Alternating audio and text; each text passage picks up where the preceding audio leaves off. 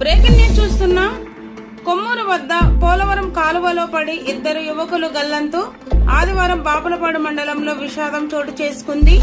బాపులపాడు మండలం కోడూరుపాడు గ్రామానికి చెందిన ఇద్దరు యువకులు పోలవరం కాలువలో గల్లంతయ్యారు.